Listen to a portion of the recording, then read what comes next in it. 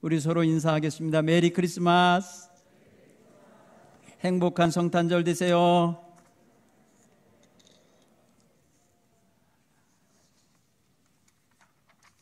올해는 이렇게 여러분과 함께 예배할 수 있어서 너무 좋습니다.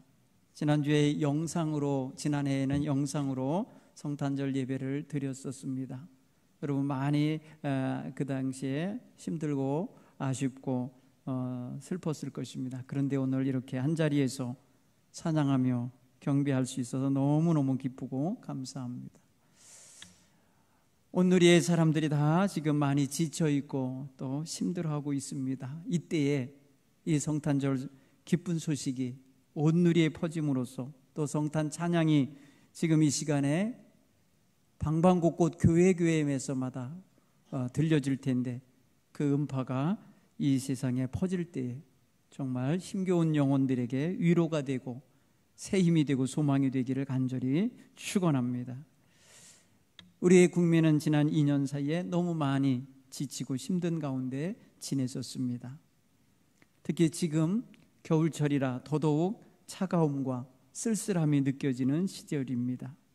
그래서 위로가 필요하고 기쁨의 소식이 들려오기 원하고 희망이 솟아오르기를 원하고 있습니다.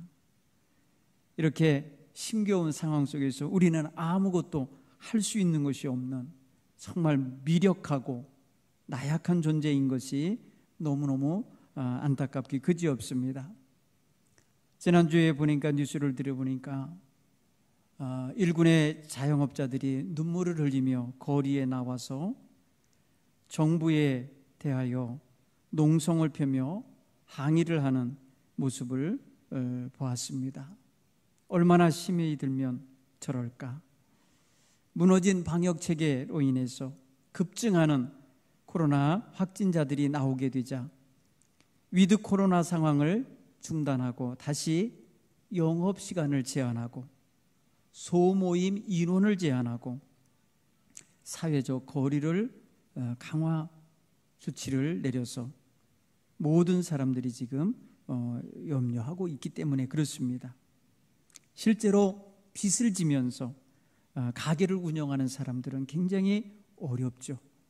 그래서 한 해 하루하루 한 달 한 달이 가게를 빚으로 버티고 있다면서 울부짖더라고요. 그런가 하면 병상이 모자라서 병원에 들어가지 못하는 집에서 대기하고 있는 환자가 굉장히 많답니다. 많이 해소가 돼서도 수백 명이 아직도 병상을 찾지 못하고 있는 형편이고 다 치료가 되지 않았는데도 중환자실에서 나와서 일반 병실로 밀려가야 되고 그로 인하여 또 다른 일반 병실에 들어있어야 될 환자들이 밀려나게 되고 각종 질환에 시달리는 이들이 치료의 시기를 놓치게 되고 입원 수속이 안 되고 수술 일정이 밀려지고 어려움을 겪고 있습니다. 그런가 하면은 지난 16일 날에는 저 경기도 양주의 한 임산부가 남편이 코로나 확진이 되는 바람에 격리하고 있다가 그만 산통이 와서 진통이 와서 119를 불러서 병원으로 가려고 하는데 평소에 다니던 병원에서 오지 말라는 거예요. 못 받겠다는 거예요. 그래서 구급대원이 10군데가 넘는 병원을 수소문했지만 어느 병원에서도 오라는 병원이 없고 맞이할 수 없다고 했다는 거예요. 그래서 이리저리 돌아다니다가 8시간이 지나갔어요. 결국은 구급차 안에서 아기를 낳았습니다. 탯줄을 끊지도 못한 채로 서울 의료원으로 가서 탯줄을 끊고 마침 저 평택에 있는 어느 한 병원에서 산모를 받아주겠다고 해서 입원을 시키고 치료를 시작했다는 것이죠. 아기는 산후조리원에 보내고 아빠는 격리되어 있고 엄마는 병원에 있는 신세가 됐죠. 그 가정은 한탄, 한숨, 눈물 그런 시간을 보내고 있었습니다. 아픈 소식이 세상에서 너무 많이 들리고 있는 때입니다. 여러분도 여러 가지로 힘들고 어려워서 남모르게 신음하듯이 탄식을 하고 있지는 않습니까? 주님, 어찌하면 좋습니까? 나를 도와주세요. 죄 많은 인생에게 자비를 베풀어 주세요. 희망을 주세요. 살 길을 열어주세요. 기도하며 신음하며 또 탄식하며 성탄절을 맞이하신 분도 있으리라 봅니다. 예수님은 가장 낮은 곳으로, 낮은 신분에 초라하고 가난한 집에 오셨습니다. 예수님은 높고 고귀하신 하나님의 아들이십니다. 그러나 그 모든 것을 내려놓으시고 비우시고 낮추시고 겸손하게 종의 형체를 입고 이 세상에 오셨습니다. 그것도 왕궁에 오신 것도 아니요, 귀족의 집에 오신 것도 아니요, 왕가의 한 끄트머리 자락에 있는 저 시골 목수의 가정에 오셨습니다. 예수님은 객지에서, 말 그대로 길거리에서 태어난 사람과 같습니다. 호적하러 아버지가 가야 되기에 임신한 어머니가 함께 따라 나서야 했고, 만삭이 된 여인이 객지에 왔을 때에는 들어갈 방이 없었습니다. 빈 방이 없었고 공간이 없었고 자기를 위하여 예비된 자리가 없었습니다. 초라하기 그지없는 나그네입니다. 나그네의 신분에서 태어난 것입니다. 아무것도 주의 주장할 것 없는 나그네, 곧 있다 떠나갈 곳에서 태어난 것입니다. 예수님은 그 태어난 자리 또한 사람의 자리가 아니라 짐승의 자리, 짐승의 우리간에서 태어나셨습니다. 지푸라기가 펼쳐져 있고 짐승의 똥이 있고 냄새가 나는 곳입니다. 여느 사람들은 그곳에 잠을 자는 곳이 아닙니다. 나그네이기에 그런 데서 잠을 잘 수밖에 없는 것입니다. 맞아주는 이가 없기 때문에 초라하게 그런 곳으로 들어가셔야만 했던 것입니다. 그리고 가난했기에, 늦게 도착했기에, 빈 방이 없기에 그럴 수밖에 없었습니다. 노지에서 태어나신 예수님, 어떻게 보면은 오늘 인생들과 다르지 않은 낮은 자리, 초라한 자리, 가난한 자리, 힘겨운 자리, 눈물과 탄식과 한숨이 있는 자리, 그런 자리에서 나신 것입니다. 예수님이 태어나던 시기는 철권 통치로 세상을 다스리던 황제 아우구스도 시절에 나셨다고 오늘 성경은 말합니다. 당시의 로마 제국은 지중해 연안에 있는 모든 나라를 제패하고 동서남북의 모든 나라를 통치하는, 말 그대로 천하를 지배하는 제국이었습니다. 그 제국의 힘은 엄청 강하였기에 팍스로마라는 말이 생겼습니다. 곧 힘으로써 로마의 정권에 의하여 평화가 유지되던 시대였던 것입니다. 누구도 로마를 상대로 전쟁하려고 하는 나라가 없던 시대였습니다. 당시의 모든 나라의 길은 로마로 향했습니다. 그래서 모든 길이 로마로 연결되는 그런 시대, 육로, 해로가 다 로마에 의해 장악되어 있던 시대, 군사적인 도로요, 경제적인 도로요, 통신 도로로서 모든 것들이 로마로 향해 있던 시대입니다. 각 나라에서 징발한 곡물들과 식민지 국가의 모든 은문, 금은, 보화, 좋은 것들이 다 로마로 흡수되던 시대입니다. 그래서 로마의 통치는 막강한 철권 통치였습니다.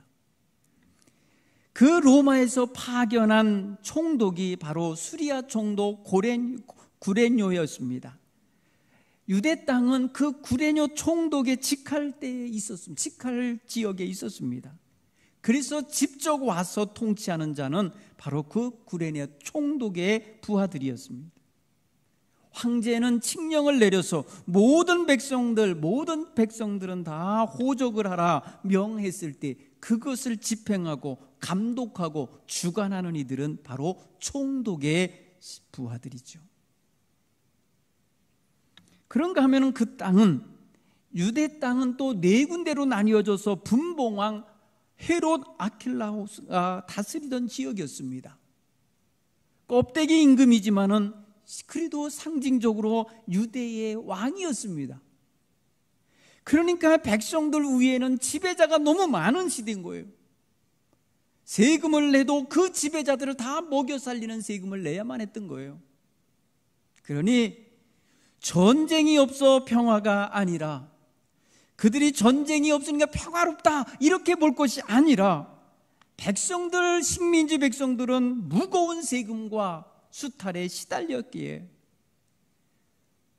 황제가 내리는 명령에 이리저리 이동하고 가서 순종해야 되기에 지쳐 있었습니다. 힘들죠. 실제적인 삶의 평화가 없던 것이에요. 사랑하는 성도 여러분, 평화가 없는 시대는 불안정한 시대입니다. 지금 여러분, 우리는 전쟁이 없지만 늘 불안정한 모습이 우리의 국민들의 마음속에는 있습니다. 우리가 조금 둔감해서 그렇죠. 해외에서는요, 북한이 옆에 있는 나라 여행도 잘 안 간다는 거예요. 어떻게 저 한국인들은 저렇게 편안하게 살 수 있는지 모르겠다고 놀랜다는 거예요. 저 핵덩어리가 저렇게 말입니다, 아무데나 막 쏘려고 하는 저런 태도를 갖고 있는 나라가 바로 북한 위에 있는데 어떻게 저렇게 태평한지 모르겠다고 해외인들이 우리 한국인들을 보면서 느끼는 점이 그거라. 놀라운다는 거예요. 이게 우리는 둔감합니다. 그래서 평화로운 줄 압니다. 그런데 보십시오, 안 평화로워요. 지금 사방에서 들려오는 소리가 평화롭다면 저런 소리가 들리겠습니까? 사방에서, 곳곳에서, 지역마다, 세대마다, 모든 갈등 있는 단체마다 외치는 소리가 평화가 있다는 소식입니까? 그렇지 않아서 나오는 소리 아닙니까? 이 땅은 지금 평화가 필요합니다. 모든 백성들에게 평화, 샬롬이 필요해요. 그 샬롬은 전쟁 없는 평화만이 아닙니다. 경제적인 부흥과 번영과 증식이 있어야 됩니다. 건강에 문제가 없어야 됩니다. 가정이 화목해야 됩니다. 인간관계가 화목해야 합니다. 그 모든 것이 바로 샬롬 속에 들어있는 거예요. 하나님이 말씀하시는 평안은 바로 그런 평화인 것입니다. 하다못해 자연 속의 짐승과 함께도 평화로워야 되는 거예요. 어린아이가 독사의 굴에 손을 넣을 수 있을 만큼 평화로운 거예요. 사자와 어린 양이 함께 뒹굴 수 있는 그런 세상이 평화로운 거라는 거예요. 지금 이 땅은 너무너무 험악합니다.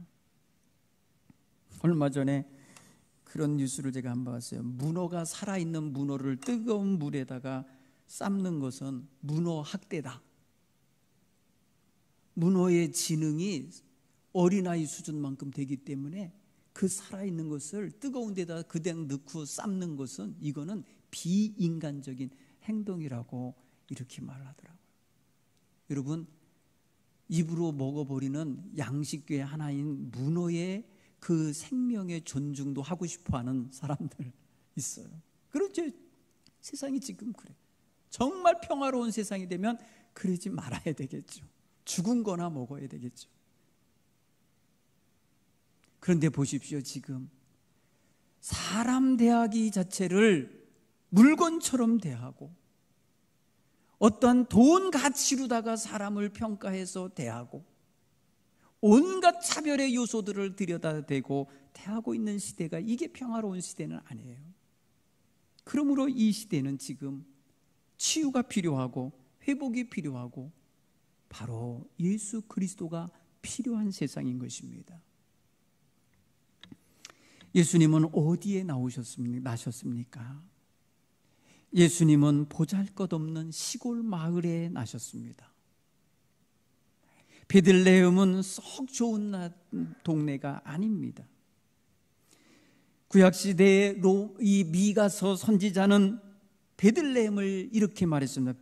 베들레헴 에브라다야, 너는 유다 족속 중에 작을지라도, 작다는 것입니다. 작은 마을이었던 거예요. 여러분, 지금은 말입니다, 베들레헴을 가면요 굉장히 커다란 도시예요. 성지순례 가보신 분은 아시겠지만 그곳은 지금 이미 이제 아랍 사람들이 장악하고 살아요. 예수님 나신 곳에 있는 기념하는 예배당 그 관할 지역이 전부 다 팔레스타인 사람들이 살아요. 유대인들이 지배하지 않아요, 그 자리에. 지금은 완전히 바뀌어진 세상에 엄청나게 많은 사람들이 모여 살아요. 그러나 옛날은 작은 마을이었던 거예요. 웬만한 사람들은 알지도 못하는 마을이었던 거예요.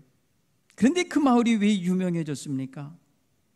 그 마을 출신의 다윗이 이스라엘의 임금이 됐기 때문이에요. 그 마을에서 나고 자란 다윗이 이스라엘의 성군이 되었기에 베들레헴은 주목받는 마을이 된 것입니다. 성경은 그 베들레헴, 그 다윗이 어려서 비천하게 태어나서 비천하게 가난한 가정의 어린 아들로 자라났던 그 마을을 메시아가 탄생할 마을로 정하셨습니다. 다윗의 자손으로 오실 분이 날 자리. 그래서 사실 선지자들의 입에서 베들레헴이 드러나기 시작한 것입니다.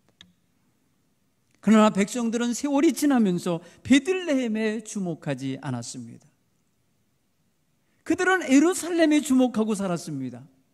거기 왕족이 있고 거기 왕이 살고 있고 거기 주된 권력자들이 그쪽에 살고 있기 때문에 자기 민족을 구원할 구원자 메시아가 그쪽으로 올 줄로 착각했을 수 있어요.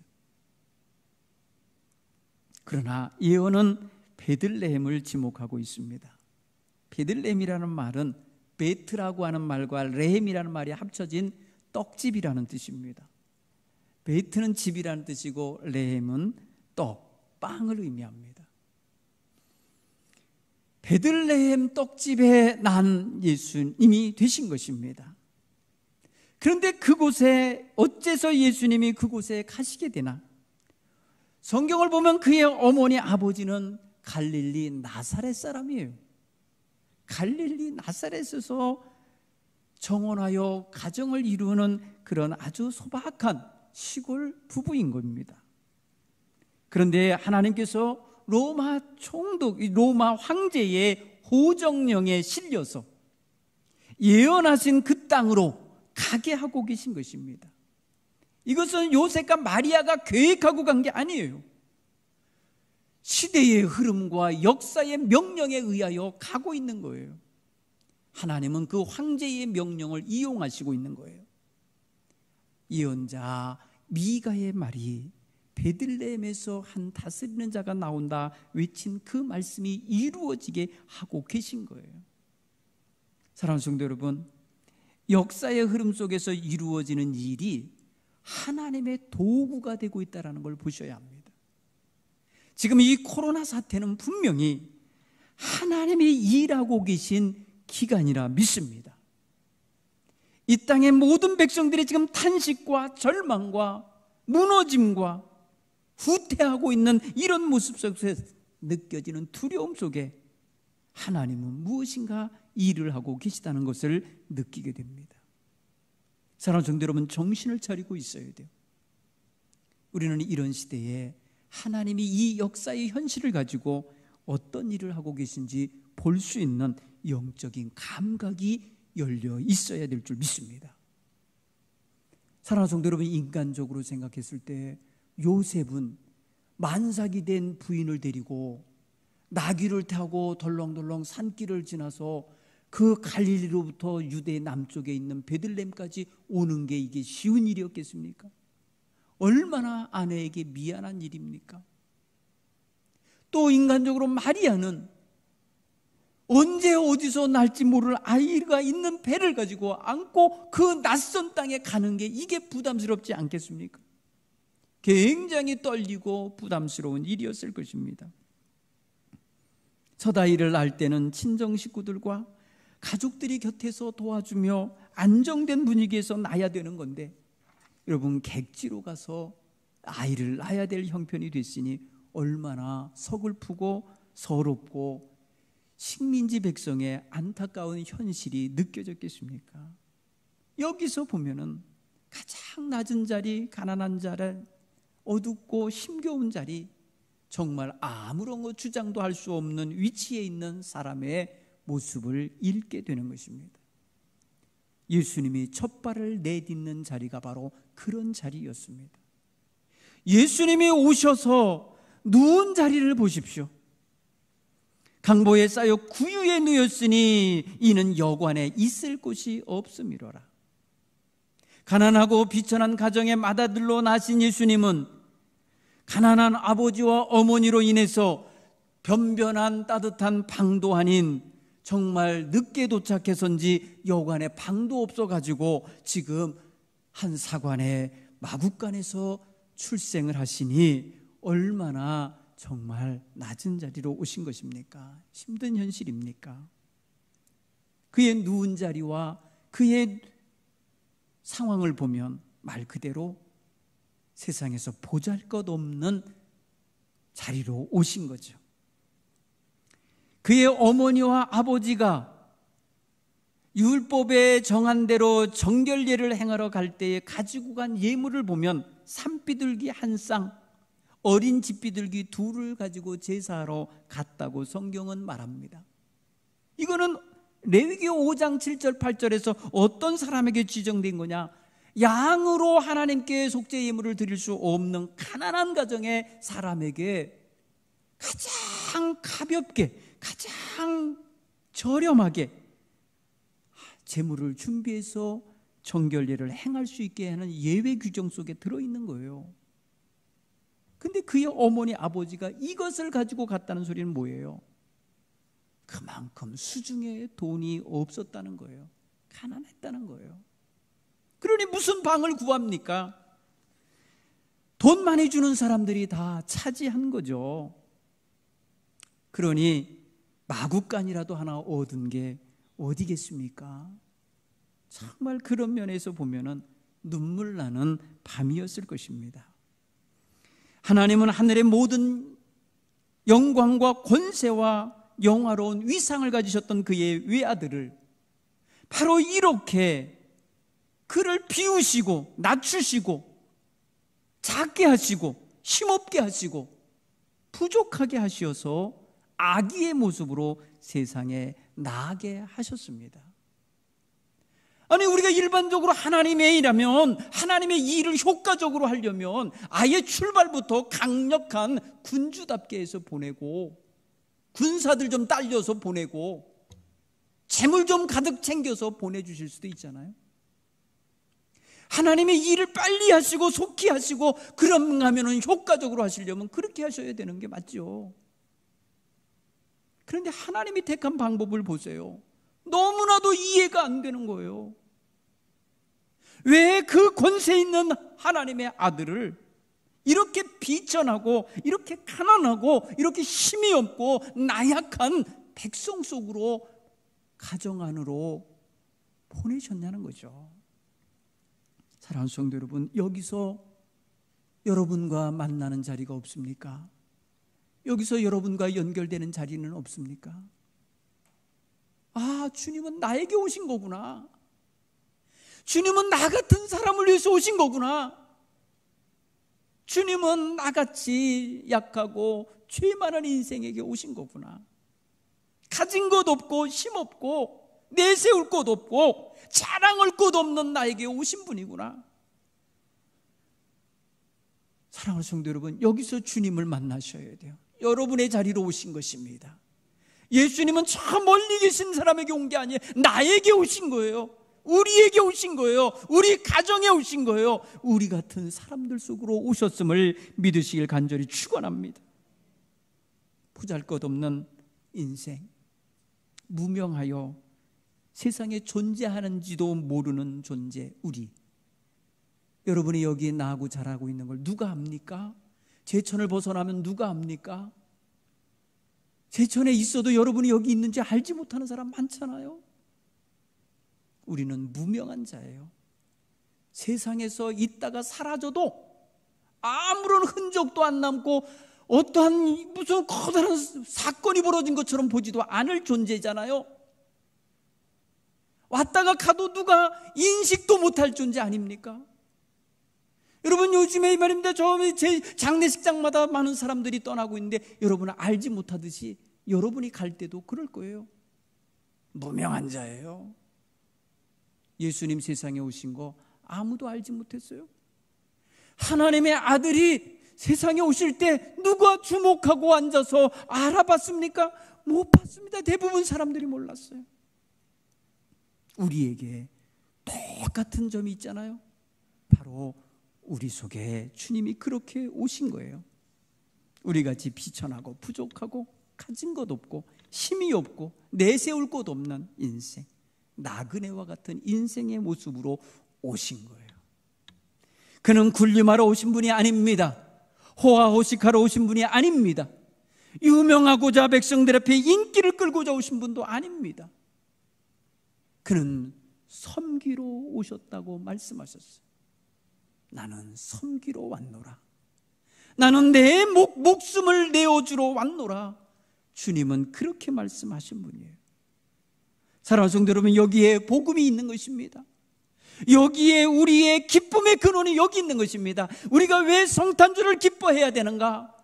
나 같은 죄인을, 나 같은 가난하고 힘없고 부족한 자를, 나같이 불안정함 속에 있는 나를 찾아오신 주님이기에 그래서 기쁘고, 나를 구원하시어서 하나님의 나라 백성으로 세우시고자 오셨기에 기쁘고, 나를 나답게 살라고, 나를 나답게 존재하라고 힘을 주시고 의미를 주시고 가치를 부여해 주러 오셨기에 그래서 기쁜 것입니다.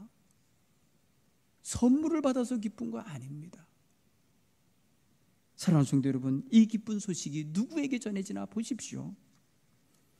오늘 8절 이하 14절을 보면은 들판에서 자기 양떼를 지키며 깨어있는 목자들에게 그 기쁜 소식을 제일 먼저 전해주고 계십니다.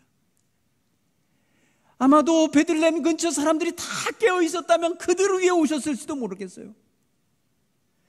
깨어있는 자, 그 시간에 양떼를 지키면서 하늘을 바라보고 있던 그 목자들에게 천군 천사가 나타나서 지금 다윗의 동네에 너희를 위하여 구세주가 나셨도다, 이 기쁜 소식을 제일 먼저 알려주신 거예요. 저는 이 말씀을 읽으면서 묵상을 해봤어요. 왜 천사들이 그 목자들에게 왔을까? 목자들에게 누군가 전해주려는데 다 잠들어 있네. 다 자고 있으니 어떻게? 깨어있는 자에게 빨리 알려주자 해서 목자들에게 오시지 않았을까 하는 생각도 들고, 목자들, 그 사회에 가장 비천하게 사는 사람들, 가장 희망이 필요한 사람들, 인간 사회 속에서 살지 못하고 들판에 나와서 짐승들하고 살아야 되는 신세, 낮이나 밤이나 양떼를 지키며 사느라고 고생하며 사는 인생. 여러분, 창세기 30장을 보면은 야곱이 그의 삼촌 라반에게 하는 이야기를 들으면 목동으로서 사는 삶이 얼마나 고된지를 표현했어요. 잠 못 잤다는 거예요. 악한 짐승이 와서 자기 양을 물어갈까 봐 지켜야 되기 때문에 한시도 제대로 편히 잘 수가 없는 형편이에요. 그런 목자들에게 이 기쁜 소식이 전해졌으니 얼마나 놀라운 일입니까? 여러분, 이 소식은 말 그대로 고관 대작들, 제사장들이나 서기관들이나 바리새인들에게 먼저 전달되어야 마땅하지 않았겠어요? 백성의 지도자니까 그렇게 이끌 수 있도록 말이에요. 그런데 하나님의 방법은 달라요. 하나님의 방법은 가장 밑바닥으로 향했어요. 모두가 관심도 안 갖는 사람들, 모두가 외면하고 소외시키는 사람들 속으로 가장 큰 기쁨의 소식을 가지고 가신 것입니다. 여러분, 여기서 또 만나야 됩니다. 우리입니다. 밑바닥에서 살아가고 있는 인생들, 정말 이 사회의 가장 아래에서 지금 이런저런 법과 명령에 따라 움직이며 살아가야 되는 우리들에게, 지금 밤잠 못 자며 일하며 사는 우리들에게, 쉼 없이 일하지 않으면 내 입에 들어갈 것을 구할 수 없는 형편에 사는 인생들에게 가장 먼저 이 기쁜 소식이 전해지고 있음을 주목하시기 바랍니다. 오늘 우리입니다. 그러므로 이 성탄의 소식은 우리에게 정말 기쁜 소식이요, 희망의 소식이요, 모든 사람들이 부러워할 놀라운 소식인 것을 깨닫기를 바랍니다. 그러므로 우리 그리스도인들은 이 기쁜 소식을 전해야 되고 많은 사람들이 알 수 있도록 알려야 되는 사명을 가졌음을 깨닫기를 간절히 축원합니다. 여러분, 이들이 천사로부터 이 귀한 소식을 듣자마자 그들은요, 목숨같이 지키던 양떼를 그대로 버려두고 그 밤중에 악한 짐승이 와서 물어갈 수도 있는데 그 밤중에 그 모든 것을 놔두고 베들레헴으로 달려갔어요. 그리고 낳으신 아기를 찾아냈어요. 그리고 그 앞에 경배하는 모습을 보시고 천사들이 전해준 소식을 거기 있는 사람들에게 전해주고 있는 첫 번째 복음 전도자들이 된다는 것이죠. 첫 번째 기쁜 소식을 전해줘. 여러분, 여기 기쁜 소식이 바로 복음입니다. 유앙겔리온이라고 성경은 말합니다. 이 유앙겔리온이라는 이 복음을 제일 먼저 전해준 사람들이 바로 목자들인 것입니다. 사랑하는 성도 여러분, 가장 초라하고 사람들에게 주목받지 못하던 목자들이 가장 놀라운 하늘의 소식을, 가장 놀라운 하나님의 신비의 역사를 말할 수 있는 기회를 주신 것입니다. 여러분, 이것만으로도 그 목자들은요, 지금 죽어도 여한이 없는 일이 된 것입니다. 가장 먼저 메시아를 만난 자들이 됐고, 가장 먼저 그리스도 앞에 가서 경배하는 자가 됐고, 가장 먼저 하나님을 찬송하는 자가 되었으니 죽어도 여한이 없는 인생들이 된 것입니다. 사랑하는 성도 여러분, 오늘 저와 여러분이 바로 그 백성인 거예요. 정말 주님을 만난 사람들, 주님이 자신의 심령 속에 탄생한 사람들은 지금 죽어도 여한이 없습니다라는 고백을 할 수 있는 사람들이 되는 것입니다. 사랑하는 성도 여러분, 마음 중심을 주께 내어 드리십시오. 주님은 빈 방이 없어 마구간에 나셨습니다. 주님이 여러분의 심령의 방에 탄생하시도록 여러분의 것을 열어드리시기 바랍니다. 주님, 내게 오시옵소서. 나 같은 사람을 위해 오신 주님, 내게 오시옵소서. 내 안에 들어오시옵소서. 주 앞에 이렇게 기도하며 찬양하는, 기뻐하는 백성이 되시길 바랍니다. 그래서 하늘에서는 하나님께 영광이요, 땅에서는 기뻐하심을 입은 사람들 중에 평화로다. 하나님 앞에 기뻐하심을 받을 사람이 바로 누구입니까? 자신의 모든 생명과 모든 것의 근거가 하나님께 있음을 아는 자, 그래서 하나님이 보내시는 메시아를 받아들이고 영접하며 기뻐하는 자, 이런 사람들이야말로 하나님이 기뻐할 백성들 아닙니까? 하나님은 이들에게 평화를 주신다는 거예요. 평화로다. 그런 이들에게 평화로다. 사랑하는 성도 여러분, 오늘 저와 여러분이 그리스도로 인하여 정말 무엇으로도 불안해하지 않고 그 어떤 삶의 조건에서도 흔들리지 않는 참 평화를 누릴 수 있기를 간절히 축원합니다. 기도하겠습니다. 하나님 아버지, 감사합니다. 오늘 우리 모두에게 성탄의 기쁜 소식을 전해주시며 성탄의 귀한 주인공 되신 예수님을 영접하게 하시니 감사합니다. 우리 모두 주님으로 인하여 찬양하며 주님으로 인하여 기뻐하는 백성 다 되게 해 주시옵소서. 예수님 이름으로 기도하옵나이다. 아멘.